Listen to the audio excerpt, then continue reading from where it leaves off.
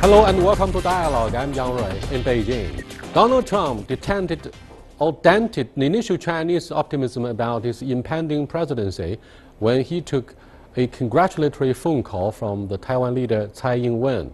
Although his team moved to repair the diplomatic blunder, Trump himself went on Twitter reacting to criticism by lashing out. So what can China expect from the policies of President-elect Trump? Is there a coherent policy position behind his actions and outbursts? And will Chinese leaders be able to create the kind of relationship with the new American leader that will maintain and build stability rather than descending into misunderstanding and recrimination? Meanwhile, the current U.S. Secretary of Defense Ash Carter is touring Asia in his final effort for the Obama administration to consolidate cooperation. To discuss these issues and more, I'm happy to be joined in the studio by Taowen Zhao, Senior Research Fellow at the Chinese Academy of Social Sciences, and Anna Tangen, author and columnist. We shall also be joined via telephone by Professor Takasato Watanabe at Dorchester University and Professor M.D. Nalapad at Manipal University. But before we begin our discussion, let's take a look at this. Tokyo and Washington are working hard to forge a stronger alliance. On Monday, Secretary Carter arrived in Japan, his last visit as head of the U.S. Defense Department. And this time, his visit comes with a token of sincerity, a plan to return some land in Okinawa to the Japanese government by the end of the year. We share your commitment to the realignment and are prepared to make the largest land transfer in the history of our alliance. Japan and the U.S. are traditional military allies. Japan hosts nearly 50,000 American troops and pays about $1.6 billion a year for their upkeep. Recently, Japan announced a plan to deploy the Terminal High Altitude Area Defense, or THAAD, a U.S. Army anti-ballistic missile system. This Japan-U.S. alliance does not benefit just Japan, but also both Japan and the U.S. mutually. Even under the next Trump administration, this Japan-U.S. alliance will remain important not just for Japan and the U.S., but also for Asia-Pacific region and the world. But the traditional arrangement may change. During the presidential campaign, Trump threatened to pull U.S. troops out of Japan unless Tokyo pays more. And as far as Japan is concerned, I want to help all of our allies, but we are losing billions and billions of dollars. We cannot be the policeman of the world. We cannot protect countries all over the world where they're not paying us. To ease the concern, Prime Minister Abe took a series of diplomatic initiatives. A few days after Mr. Trump's victory, Abe made an unofficial visit to the U.S. and had a meeting with the president-elect to maintain a relationship with trust.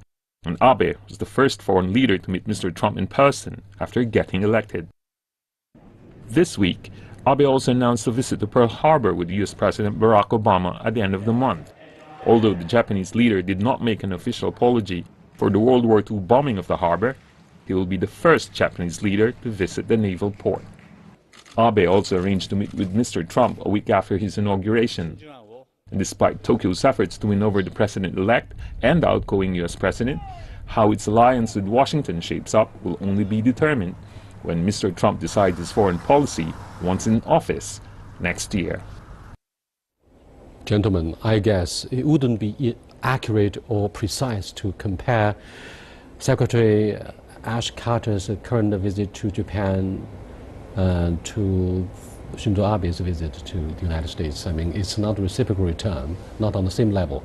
However, what do you think of the desperation, quote unquote, of Prime Minister Shinzo Abe's diplomacy to try to figure out what the President-elect Donald Trump wants after he assumes the presidency? What do you think of the message that he delivered through the recent unofficial trip to the United States? Well, actually, Shinzo Abe expected that Hillary Clinton would win, and then now actually Donald Trump won. So actually, Shinzo Abe felt kind of embarrassed, and so he hurried to New York to see Donald Trump. Wants to make remedy of a relationship between Japan and Donald Trump himself, and he knows that Donald Trump is a kind of a personality who actually appreciates that kind of relationship, personal relationship. Yeah, and Mr. Secretary of Defense Carter, actually, he is the most active advocate of a rebalanced strategy. Now, we almost only see Ash Carter still pushing rebalanced strategy forward, and he spoke about rebalanced strategy, that the strategy is entering the third stage, and we are going to create a kind of a security network in this region, etc. So what do you think are the most embarrassing issues on the agenda of Prime Minister Shinzo Abe when he was holding this closed-door meeting with President-elect Donald Trump? One, he had made the wrong bet. Two, he was breaking protocol. The idea of a sitting head of a state going to, not the current head of the state, but to the heir apparent is highly unusual, not done. And it was really a direct slap in the face of the Obama administration. He didn't bother to make even precursory visits there. So it's, in terms of the agenda, Japan needs to know where they're going to stand in the American alliance. I mean, everything has been, with TPP off the table. This was something he was counting on. He made immense political sacrifices to get that thing through. That's off the table. The security net, with Donald Trump saying, "Oh, I'm not being the policeman of the world. They have to pay their fair share." He needs to know exactly where it is. They've been banking very heavily on the U.S. in their continuing battle with China. Let me cross over to Professor Takasato Watanabe from Dorset University for the immediate Japanese comment on the message that Secretary Carter delivers through the last official visit of its kind, since he is the outgoing Secretary of Defense from the United States. We know that he's going to hand over the largest piece of land to Japanese authorities in Okinawa. So, Professor Watanabe, what's your take? There are two things that I should stress on here. The first one is that the visit of U.S. Defense Ash Carter to Japan is to have the reassurance of the help and assistance of the United States side to Japan. That is the first thing.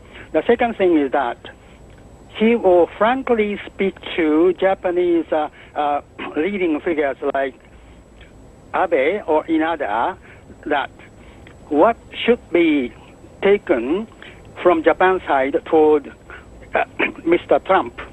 Mr. Trump said so many things, but it is for the political and election campaigns, and most of which cannot be realized in the real politics. And also, the military industries of the United States and Japan, they are very closely connected.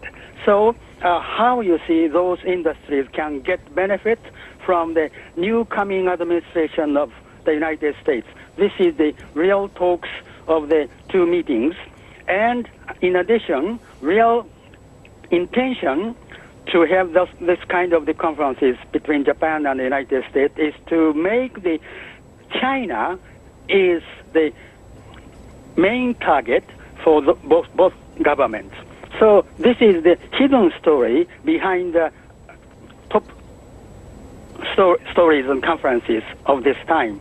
And then Carter wants to go to India. India is also the very delicate in the position which is against China. So this is complicated, but there are two, as I said before.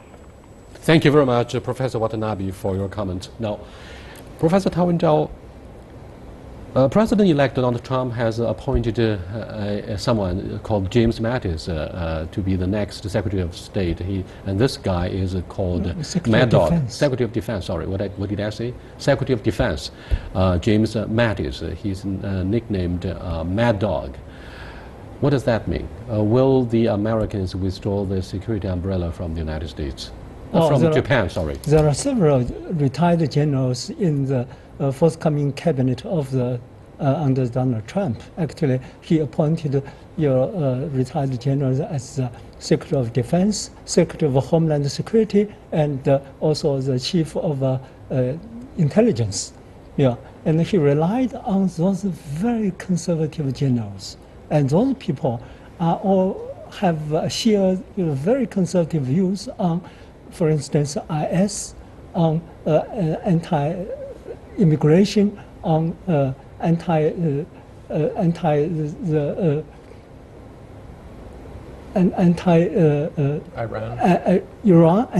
exactly. They all did not agree with that political arrangement with Iran, and they said Iran is a direct threat to the United States, and they want just to destroy that political arrangement.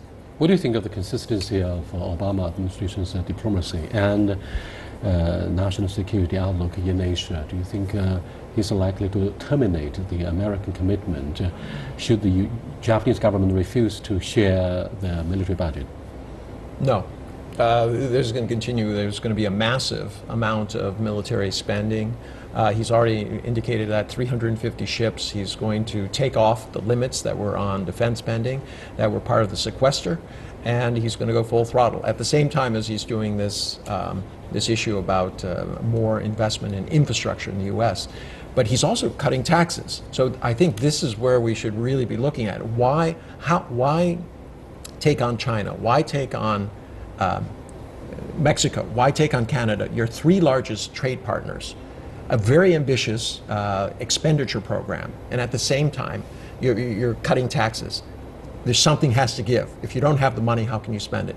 I think this is a signal that there's going to be that China is going to be used as an excuse to spend a lot of money, deficit funding, for both the infrastructure and also the defense industries. And I think this is what you're starting to see. President-elect Donald Trump has no political experiences in the D.C., in the White House at all, or as a senator at the local level. However, he is said to have been surrounded by some very dangerous guys.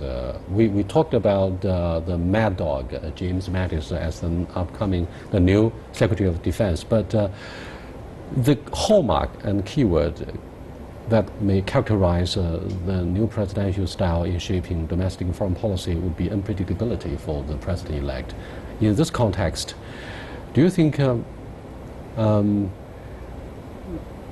phone call with Tsai Ing-wen, leader of Taiwan, should be taken very seriously, because it is not an accidental event. It is, in every sense, a deliberate attempt to humiliate China, and yet Stephen Moore, the senior economic advisor to President-elect Donald Trump, said, if that may insult China, screw them. Of course, that's very humiliating for China. Of course, we take it very seriously. But the Chinese authorities kept a very low profile. We remained pretty quiet. And Dr. Henry Kissinger praised the Chinese calm response. Because today he is not the president yet. He is still the president-elect. And there's only one president in the United States. That is President Obama. Of course, Donald Trump does not have a diplomatic experience, and that was he understands the importance or sensitivity of the Taiwan issue in Sino-American relations. But what worries us is the people surrounding him, assisting him, are all very conservative people. What do you mean by conservative? Conservative in the American context? Yes, that is Republican conservatives or extreme conservatives from like Heritage Foundation. You mean they are extremely ideological? Not just ideological, but also they view China as a rising threat to the United States. Yeah, people from Heritage Foundation, from American Enterprise Institute, and from other conservative think tanks. But Anna, do you think this means clearly that President-elect Donald Trump will return to the Cold War? I don't think it'll be the kind of Cold War that we're used to. It'll be a different kind of things. His personality is such that he likes to be a winner. To do that, he's going to be trying to make deals. How those kind of come together is very, very unknown. I think all the playbooks have been thrown out. Every country in the world is trying to figure out what the meaning of his things. In many cases, he was called a businessman. He's not somebody who's thinking about international policy at great length. And now he finds himself in a position to do it. I think it's very telling that he is not taking the security briefings, that he's leaving that to his vice president, Pence, and to a lot of these people who've now come in. If you look at the Taiwan deal, it was put together by Reince Priebus, head of the Republican Party, now chief of staff.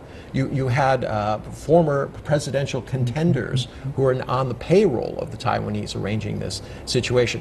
Very, very troubling, especially given that they're saying this goes back 6 months that they were putting this together. This is a lot of certainty for what was, at that time, a very uncertain election. You know, during the campaign, most of the Chinese who were supportive of Donald Trump have been left disillusioned and very disappointed after this businessman who is supposed to be apolitical and not ideologically motivated is surrounded by so many dangerous guys from the conservative think tanks and people with a conservative background.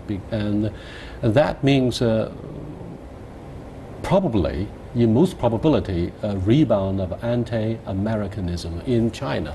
But you are watching Dialogue with Professor Taiwan, a senior research fellow with the CAS, and Anna Tanger, a regular commentator of current affairs. We're discussing the very dangerous diplomacy in the eyes of the Chinese of President-elect Donald Trump and what it means for the future of the bilateral relationship, the most important of its kind in the 21st century. We'll be back in a short while. Stay with us.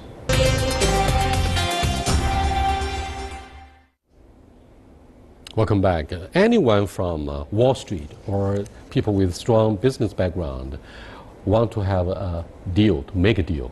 But don't you think President-elect Donald is to break the deal, because by having a conversation on the phone with the Tsai Ing-wen, leader of Taiwan, he broke a protocol that has lasted for nearly 4 decades between the United States and China. Taiwan has always served as a cornerstone for a healthy development of the major power relationship between Washington and Beijing. Since Richard Nixon, who opened the door in the bilateral relationship in 1972.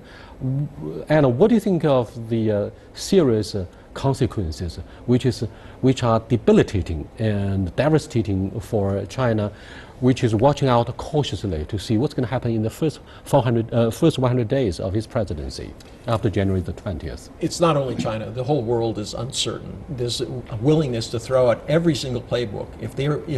If you're willing to violate, all right, a bedrock term of your most serious power relationship, all right, let's say you're a smaller country. What does this mean for you? It means that there's complete uncertainty. Now, for some, this could be an opportunity for China as people turn away from the U.S. For others, they have to figure out how they can get along with the U.S., especially during these very economic, turbulent times. So from that perspective, it's really very hard to know what was his thinking. Some people claim that he just didn't know and was accepting a friendly phone call. Others, including a lot of background information put out by the Washington Post, say that it was 6 months in the making. So what is he doing? Is he using this as a bargaining chip, sending a strong signal to China that, look, nothing is off the table anymore, I'm going to remake a new deal? Or is this a little bit more sinister, part of something that is American exceptionalism, that's saying, look, we are drawing the line, and that ideologically, we are now opposed to you? This is what people are trying to figure out. Is it true that President-elect Donald wants to keep your enemy off balance by sending conflicting signals? Because he has just appointed or recommended Governor of Iowa, Branstad, to be the next ambassador to China.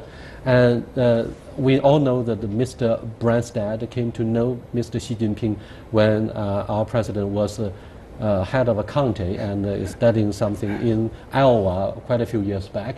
And do you think this will serve to cultivate a constructive and healthy relationship? But ironically, as I said earlier, the protocol-breaking phone conversation with the Tsai Ing-wen sent a very dangerous message to China. Exactly. It seems to us conflicting messages, you know. And I think, yes, Governor Branstad actually is quite active in promoting local exchange between China and the United States.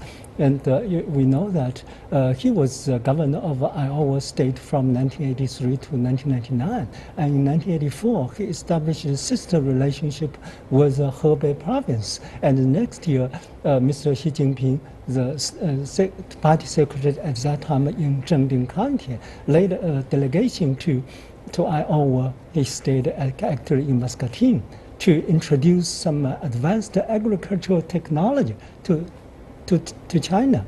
And in 2012, Xi Jinping, the vice president, visited Muscatine again, and he met with Brad Pitt. And the next year, the governor led a governor's delegation to Beijing, and Xi Jinping met with him in Zhongnanhai. Yes. But don't you think, Anna, that this goodwill gesture may end up having this newly appointed ambassador to China, Mr. Branstad, leaving China earlier, like Gary Locke, who, because of perhaps the poor air quality and the family reason, he left earlier? And do you think similar things would happen to this new ambassador? Well, a lot of people are expecting that Donald Trump will run his cabinet much like he ran the Apprentice program, and that people will be in and out based on his perception of what they're doing to advance his particular agenda. I think in this particular case, remember, an ambassador is not making policy, they are simply implementing it. They are here to advise and go back, but that depends on whether anybody is listening. And this goes back to this issue that you brought up. There are some very, very conservative, aligned think tanks who are providing the teams, they're providing the policies for Trump. If they have an ideological bent to them, this is going to be a very, very difficult next few years. Well, there's a new ambassador to be appointed and to be sent to China may have put a broad smile on his face, but never a Pentagon guy. So let me cross over to Professor Nalapat for his comments on what the last official visit of Secretary Carter to India actually means for security matters in Asia. Hello, Professor Nalapat. Hi. Can I have your thoughts on the official visit that Secretary Carter takes to your country and pays to New Delhi? Well, Ashton Carter has been a close a close friend of India for a long time, and he has always regarded India as being very critical to the United States, and a close relationship between India and the United States in the defense relationship is very important in Ashton Carter's scheme of things. It is also very important in the Obama administration's second term. The first term, when Hillary Clinton was very powerful, it was not so important. Hillary Clinton frankly saw India as a lesser power, but Ashton Carter sees India as very much a linchpin of U.S. strategy, and in fact he sees India as, in a sense, of becoming, as important as Japan, and perhaps even a little more important than Japan. So he's coming on this visit, I think, to create a much more solid basis for the relationship.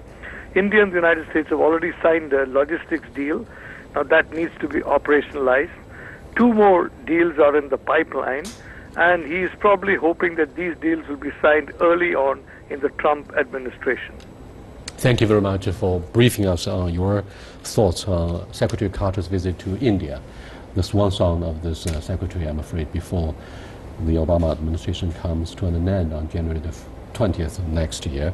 So what do you think of the security relationship between New Delhi and Washington? Well, actually, President Modi paid a lot of attention. Prime Minister Modi. Prime Minister Modi paid a lot of attention to strengthen its relationship with the United States, and within 2 years, he paid a four more visits to the U.S. And also, they especially paid a lot of attention to the military relationship. And just recently, U.S. and India signed an agreement on so-called logistics. On logistics, and India can use the U.S. military bases here for its logistical purpose, and the U.S. can use India's military bases for logistical purpose. And also, the F-16 fighters, assembly line is going to transfer to India. So this is actually a little surprising. We'll see how much technology actually gets transferred. There's a lot of talks like that. But I mean, what's interesting here is in 2010 there was a white paper that defined that India was going to be the bulwark. It was going to be the balance against China. And this was absolutely essential, core to the American shift to Asia. But it hasn't been updated. Almost 7 years later, you still have this one white paper that was under Hillary Clinton largely ignored, and then suddenly brought to the forefront by Ashton Carter. But now TPP is gone, right? the whole security assurance issue is up in the air as people try to figure out what Donald Trump is up to. So while I understand that India is trying to play both sides, China and the U.S., I don't know that they have figured out exactly what the future lies under a Trump presidency. And do you think China has developed a strong sense of urgency coming from India, which is so afraid of the all-weather friendship between Islamabad and Beijing? And even if we have recruited India and Pakistan in the latest enlargement of SCO, we wouldn't be able to keep the two countries at bay and protect the process of rapprochement across the line of control in Kashmir. Yeah, there's some cooperation between China and India, especially both China and India belong to so-called the BRICS group. Yeah, but there are a lot of problems, a lot of issues between China and India, and the issue you just mentioned, Kashmir, and also China-Pakistan corridor is one of them. And then we have other issues between, for instance, China is now moving to Indian Ocean. And India worries about that. Why China moves to Indian Ocean? And China also worries because India is now acts eastward. Yeah. So both China and India have a lot of such kind of worries about each other. And the border clash back in 1962 may have contributed significantly to the nationalistic sentiment of the Indian press and the media. In return for that, I'm afraid the politicians may have been held hostage by the so-called public opinions. I have one sentence to add. That is, Trump's winning the U.S. election brings a lot of uncertainty to the United States, to the world, and to Sino-American relations. And we should expect much more surprises from that guy.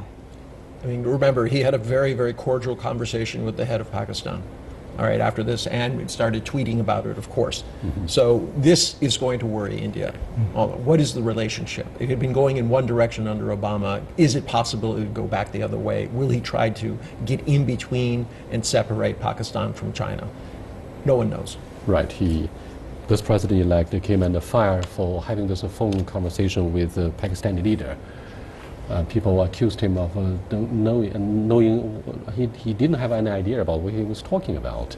But with that, we come to the end of this discussion about the unpredictability of President-elect Donald Trump and his foreign policy. I will see you next time. Goodbye.